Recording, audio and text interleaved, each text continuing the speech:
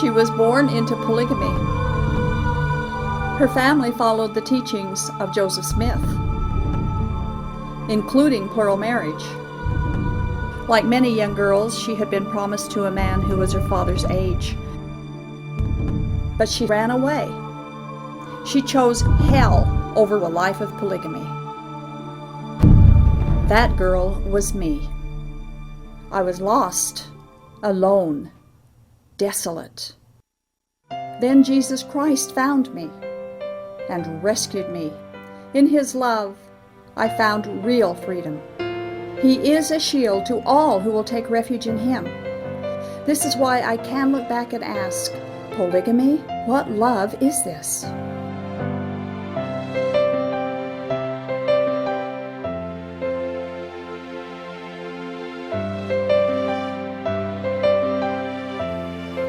Welcome to Polygamy, What Love Is This? I'm your host, Doris Hanson. We're glad that you're with us, and we want you to know that we call our show What Love Is This? Because we want to point out that God's love does not demand any woman share her husband. God loves us all, and His love is not demonstrated by polygamy. In fact, you can't find any place in the Bible where God has commanded any woman to share her husband or to live plural marriage. It's men who have commanded polygamy. It's not God. Also, if you or anyone that you know is in a polygamy situation and would like to escape safely, a Shield and Refuge ministry can help you get out safely. You can call them on a toll-free line, and everything is held in strict confidence. The number is 877-425-9993, or you can go to their website, shieldandrefuge.org, for more information. And if you or anyone that you know wants to ask us any questions about our show or make any comments about a particular show, we'd love to hear from you. Our email is email@whatloveisthis.tv, or you can call a telephone number for the show specifically, and that number is 385-240-2888. And now we're going to get into our third show on the problems of polygamy that the Canadian court found. And to help us with that tonight is our returning guest host, Earl Erskine. Thanks for having me again, Doris. Thanks Appreciate for coming back and finishing up. This has been so fascinating. It is very interesting. It's from sad. the study of what the Canadian courts came up with, and it's fascinating, and we hope that the people in America, and the justices and court, that they do study these things when they make decisions for America. Well documented.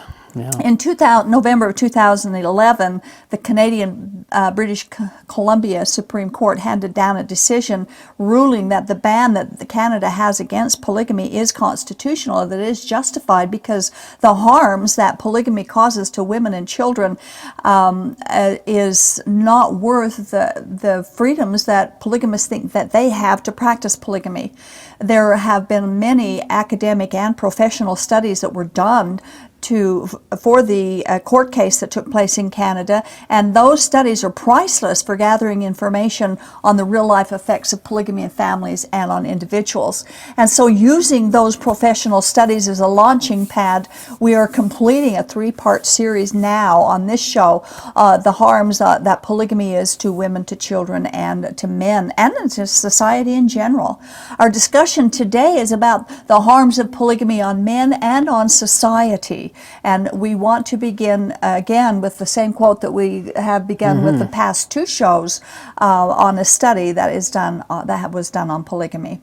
Yeah, a good summary here. Recent empirical research suggests that in virtually every respect, polygamy is socially detrimental to society in general, to men, to women, and to children. And so we're going to do today's show on the polygamy's impact on men, yes. Which people don't really understand, that it does hurt the males in polygamies, most of them anyway, and its impact on society, its negative impact on society as well. Studies from the Canadian reference case brought out this particular observation, we quote. The sex ratio imbalance inherent in polygamy means that young men are forced out of polygamous communities to sustain the ability of senior men to accumulate more wives. These young men and boys often receive limited education as a result and must navigate their way outside their communities with few life skills and social support. And this is so true. Many groups try to solve the problem of too many males, so that they can have their plural wives, which is a gender imbalance. And they try to solve that by excommunicating the young boys and the young men as they grow older, which of course reduces the competition for plural wives.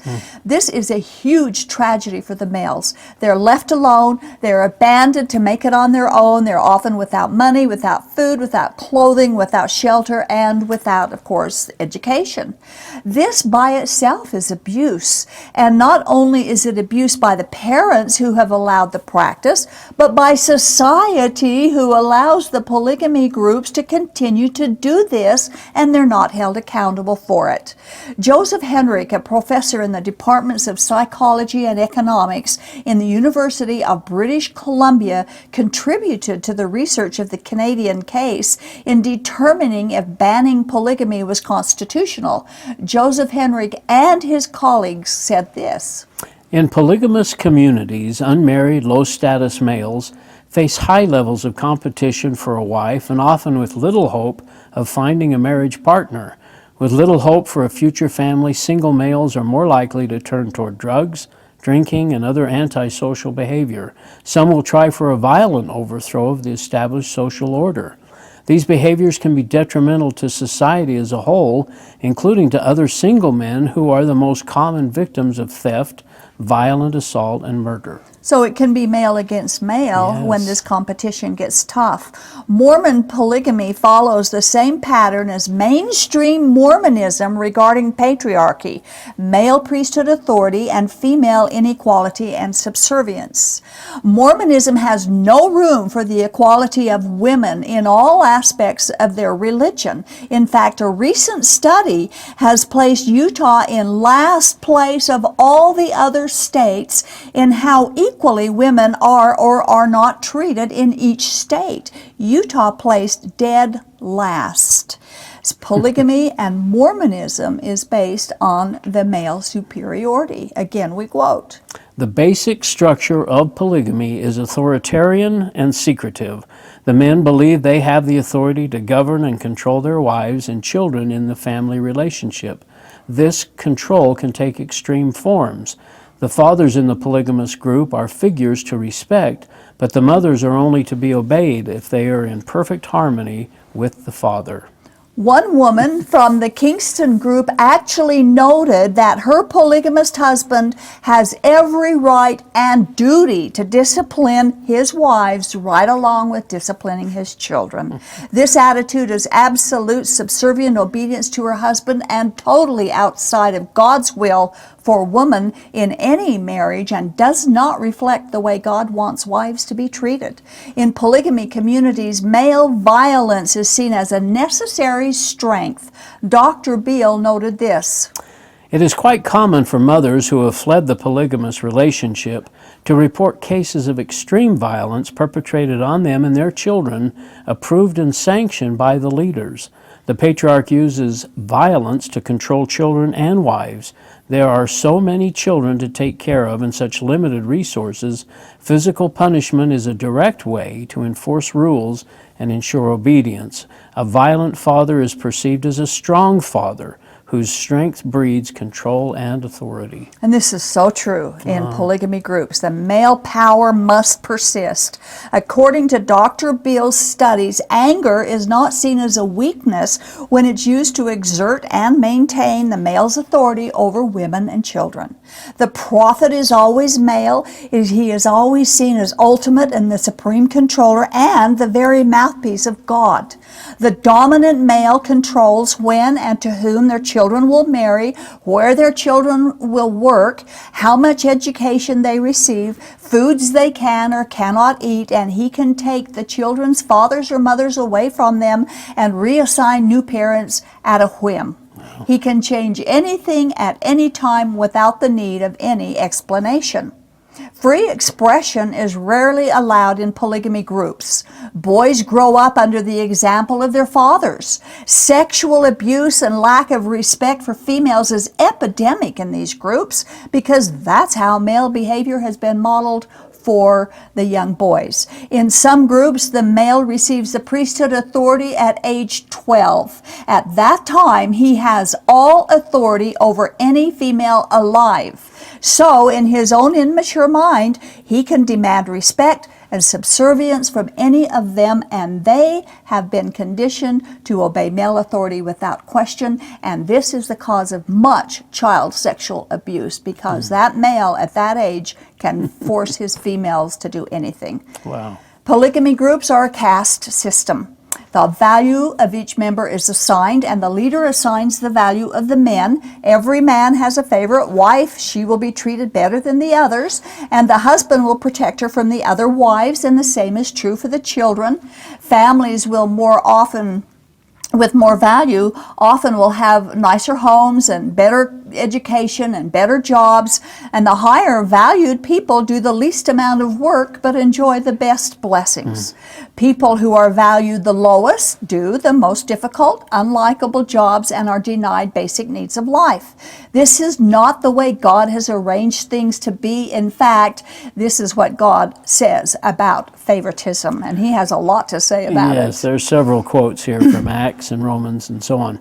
Then Peter began to speak. I now realize how true it is that God does not show favoritism. From Romans, for God does not show favoritism. In Ephesians, there is no favoritism with him. And in James 2, we read, if you really keep the royal law found in Scripture, love your neighbor as yourself, you are doing right. But if you show favoritism, you sin and are convicted by the law as lawbreakers. So he told it like it was. Favoritism is a sinful way to be. If Mormon polygamists would use the same Bible to guide their behavior that they use to justify living polygamy, they would discover that treating all members equally is God's way of doing things. Unfortunately, favoritism remains a huge and unhealthy part of the entire Mormon culture. Dr. Beale writes further about the harms that polygamy groups can have on men.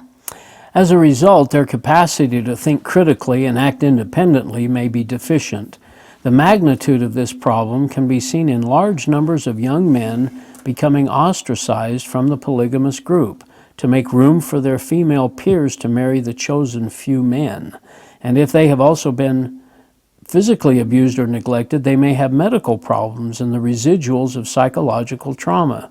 In trying to help these young men overcome the effects of their abuses and make a new life, the author has felt the mental, social, and emotional deficiencies they suffer are almost insurmountable. And you know, for some people they are insurmountable. It actually individual that way. So And they've never known anything else as young people. And when they get out in real society, it's a real struggle. The harms of polygamy on society in general, we are specifically identifying Mormon polygamy groups as being harmful to the culture.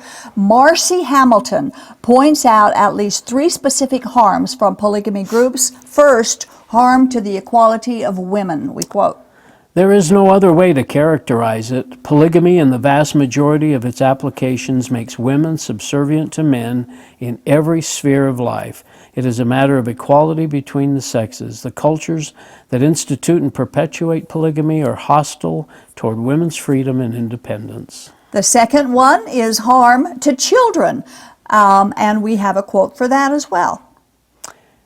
In order to achieve the disproportion of men to women, they must increase the supply of women and decrease the supply of men. The FLDS accomplishes this by forcing adolescent and teenage girls to marry middle-aged men, pushing a segment of the teenage boys out of the community. Polygamy thus becomes a driving force behind criminal child abandonment and statutory rape and felonious bigamy. It is a fact that any organization that seeks to give men as many women and children, and that creates a hierarchy of men according to how many women and children they accumulate, is to be driven to these measures. And the third is harm to society. And again, Marcy Hamilton talks about that as well. These organizations stunt women's capacity to fully realize their potential, depriving all of society of their talents.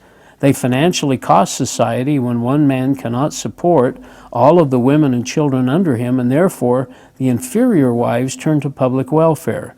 Society is responsible for the welfare of children, and when it permits these organizations to persist, it becomes a partner in the child abuse.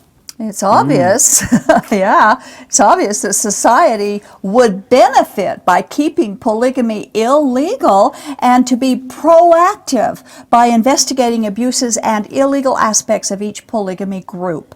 This is what the Supreme Court said in Utah. Yeah, the Utah Supreme Court detailed some of the harms associated with polygamy. The court explained that polygamy often coincides with crimes targeting women and children, including incest, sexual assault, statutory rape, and failure to pay child support.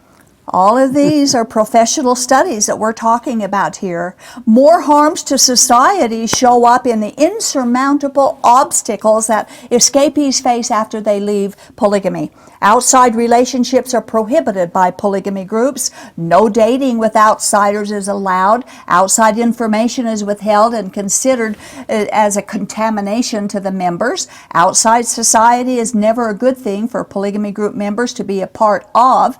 And of course, this stifles the child's ability to relate properly to others and to everyday normal situations of life outside of the confinements of the polygamy environment. Secrecy is not a healthy lifestyle. It becomes and is an us versus them attitude and often develops into a superiority complex with members and a belief that the end always justifies the means.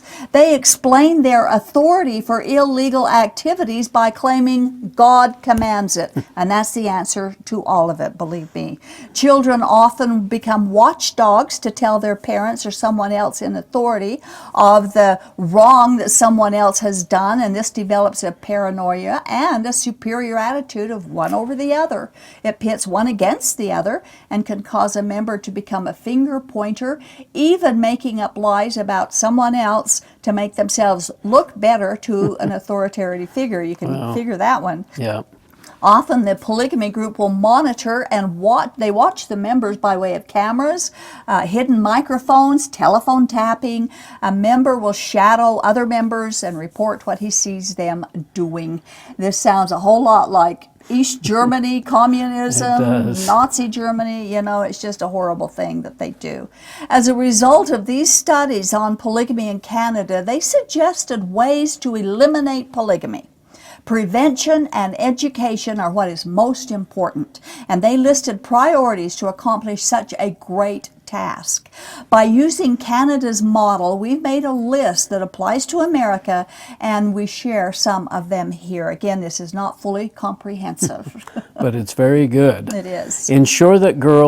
One thing is to ensure that girls receive a complete education, identical to that of boys, so that they all can have access to all professions, not just what the group leaders deems for each child. Another one is that there be no promotion of polygamy or racist characteristics in religious or other instructions. Another one is subsidies should be stopped to schools who promote polygamy and inequality between the sexes in any way. Another one is to provide adequate training to the social workers in communities from polygamous societies so they can recognize and understand the unique needs and problems of polygamy, and that they can protect the rights of the women and children, especially those who escape or want to escape. This is not part of our society now. No. Not at all. To actively promote the rights of women and children and to prevent any increase of polygamous marriages beginning now. Do you want to repeat that?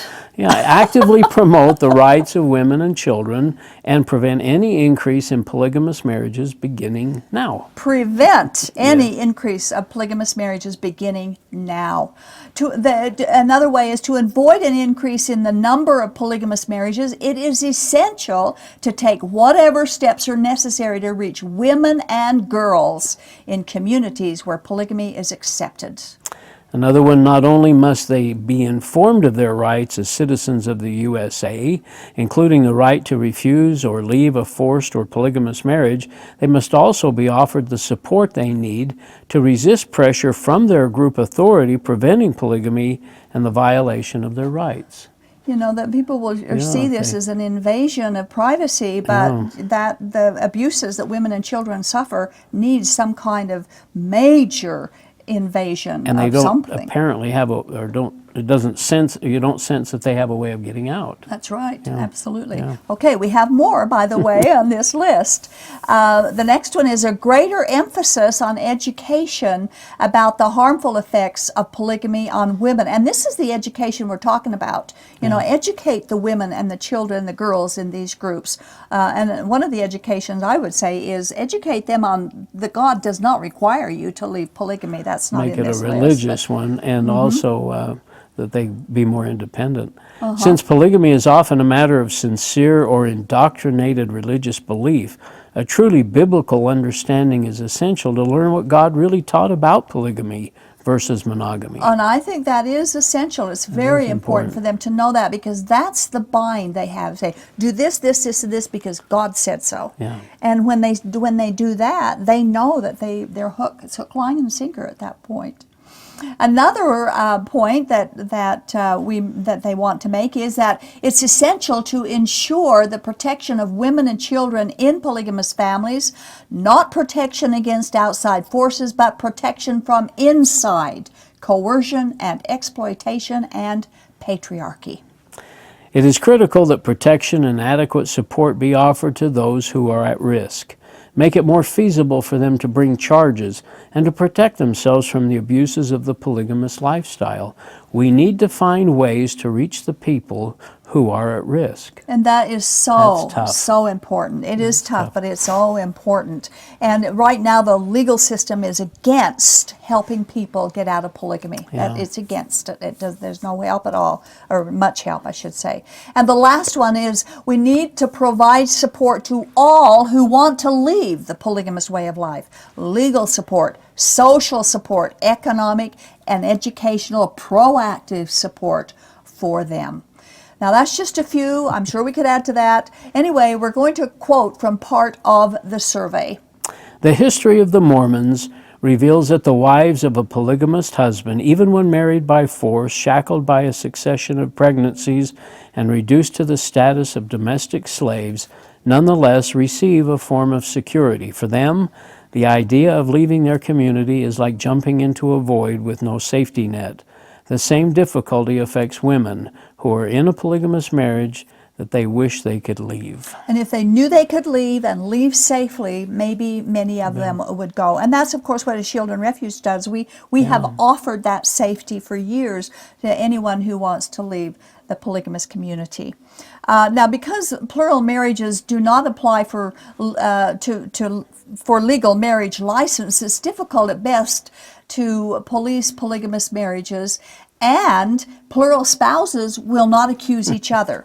But because there are so many clear side effects of polygamous marriages, underage girls who are married to older men, young boys who are expelled from the group, children who are kept from receiving proper education, it is highly possible to know where these polygamy groups are at and where it's being practiced. There are plenty of red flags and pointers to polygamous families and polygamy groups. Some polygamy groups have standard dress guidelines, others don't. Some allow their children to attend public schools, some have their own private schools. These schools should be monitored on a regular basis. And I hear people screaming at that, but remember that those who have nothing to hide will hide nothing.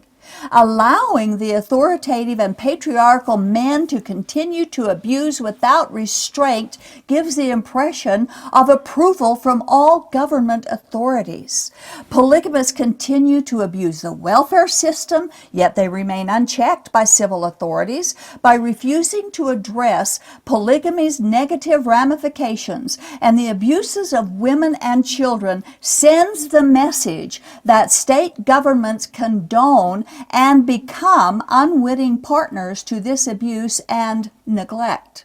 As a free society, we must ensure the freedom of the females of our society. After all, they are 50% of Earth's population. And women are not second-class citizens as polygamy groups treat them. Women were never cursed by God, nor were they demoted as servants to men. Men have done this to women, God hasn't. And sadly, women continue to allow them to do it. And so we encourage all our polygamous viewers to stop following what men said God said, even when your mothers or grandmothers say what God said. God has spoken for himself, and we can all find out for ourselves what he did say. They use the Bible as their authority for polygamy, and so we urge you to use that same authority to grab a hold of your freedom from polygamy and freedom from the religious laws of mere men. And by the way, polygamy is still illegal.